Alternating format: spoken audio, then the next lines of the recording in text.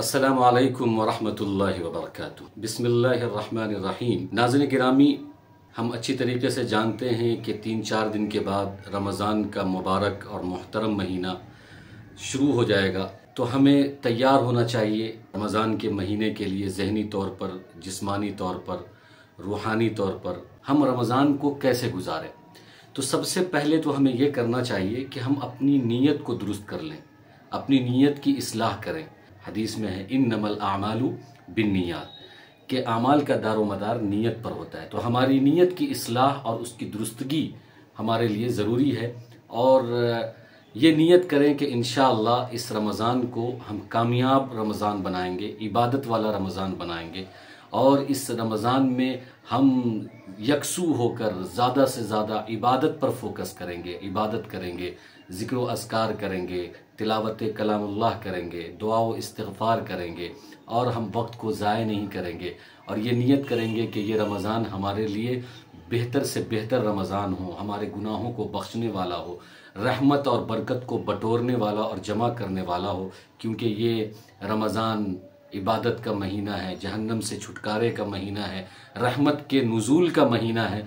तो ये सारी नीयत हम रमज़ान से पहले कर लें ताकि रमज़ान में इबादत करने में हमें मज़ा आए, रमज़ान में इबादत करने में हमें शौक़ पैदा हो और रमज़ान की लज्जत हम महसूस कर सकें और उसकी बरकत और उसके खैर से हम लुत्फ़ अंदोज़ हो सकें, उसकी रहमत से हम फ़ायदा हासिल कर सकें। रस्मी तौर पर यह रमज़ान न गुज़रे बल्कि ये रमज़ान एक हकीकी रमज़ान गुज़रे, हमारी ज़िंदगी में इनक़िलाब बर्पा करने वाला हो, हमारी ज़िंदगी को बदलने वाला हो। इस बात की नीयत करना चाहिए, अभी से हमें नीयत करनी चाहिए, अभी से इसकी तैयारी करनी चाहिए। नंबर 2 पे कि हम रमज़ान को कैसे गुजारें, तो कुरान से ताल्लुक़ पैदा करना चाहिए और मामूल बनाना चाहिए कि ज़्यादा से ज़्यादा हम कुरान की तिलावत कर सकें। रोज़ 2 पारा, 3 पारा, 1 पारा या जितना मुमकिन हो सके। फ़क़्रऊ मा तयस्सर मिनल कुरान, कि जितना आपसे मुमकिन है उतना आप कुरान को पढ़ने की कोशिश करें। क्योंकि कुरान इस रमज़ान में नाजिल हुआ है। शहरु रमज़ान अल्लज़ी उन्ज़िल फ़ीहिल कुरान, कि रमज़ान में कुरान का नुज़ूल हुआ है। इसलिए कुरान से हमारा रिश्ता उस्तवार हो, मजबूत हो, हम कुरान से ताल्लुक़ पैदा करें। और सबसे आसान तरीका यह है कि पूरा का पूरा कुरान हम तरावी में पढ़ें, सुनें। पूरे रमज़ान में हम तरावी अगर पढ़ लेते हैं, इमाम के पीछे तरावी हम पढ़ते हैं या सुनते हैं, पढ़ाते हैं या सुनाते हैं, तो एक तरह का कुरान से हमारा रिश्ता पैदा हो जाएगा। एक ख़त्म कुरान हम सुन और पढ़ सकते हैं। तो कुरान से हमारा ताल्लुक़ होना चाहिए। ये कुरान जो कि दस्तूर हयात है, हमारी ज़िंदगी का आइन है, हमारी ज़िंदगी को बदलने वाला है, सिरात मुस्तकीम पर लाने वाला है, हिदायत की तालीम देने वाला है। एक हसीन मौका है रमज़ान का कि रमज़ान में कुरान नाजिल हुआ और हम अगर कुरान से ताल्लुक़ और रिश्ता जोड़ते हैं तो मुमकिन है कि हमारी ज़िंदगी से खुराफात ख़त्म हो जाए और हम हिदायत और सिरात मुस्तकीम की तरफ चले आएँ। तो बेहतर है कि हम ज़्यादा से ज़्यादा अपना वक्त रमज़ान में कुरान को दें, कुरान को पढ़ने में, उसको पढ़ाने में, उसको समझने में, उसको समझाने में, उसकी तफसीर में, उसकी तफ़कीर में और उसके तदब्बुर में। तर्जुमा से मुमकिन हो तो तर्जुमा से कुरान पढ़ें, मानी से, तफसीर से मुमकिन हो तो मानी और तफसीर के साथ कुरान पढ़ें, नहीं तो कम अज़ कम उसकी तिलावत खूब से खूब करें। तो कोशिश ये करें कि हम रमज़ान में गुनाह नहीं करेंगे। ये अहद कर लें, ये नियत कर लें, ये आज़म कर लें कि हम रमज़ान में गुनाह नहीं, यूँ तो ज़िंदगी में कभी गुनाह नहीं करना है, लेकिन कम अज़ कम रमज़ान में हम कोई गुनाह नहीं करेंगे, न गुनाह सगीरा करेंगे, न गुनाह कबीरा करेंगे।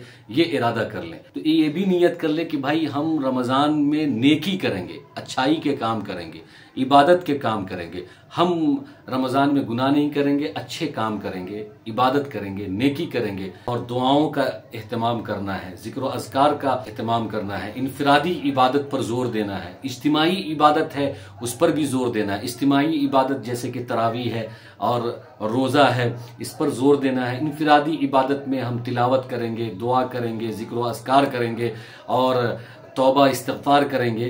तो इसमें हम ज़्यादा से ज़्यादा वक्त लगाएं। अल्लाह के बंदों पर खर्च करना है, ज़रूरतमंदों की ज़रूरत को पूरा करना है, गरीबों का ख्याल रखना है। क्योंकि ये महीना गरीबों का भी महीना है, शहरुल मुवासात है, हमदर्दी का महीना है, खैर खाही का महीना है, तो गरीबों का भी ख्याल रखना है और मखलूक की मदद करनी है, उसके खाने की और उसके रहने का, उसके पहनने का, उसके सहरी का, उसके इफ्तारी का, उसके ईद के सामान का, ये सारा हम ख्याल करेंगे क्योंकि ये हमदर्दी का भी महीना है।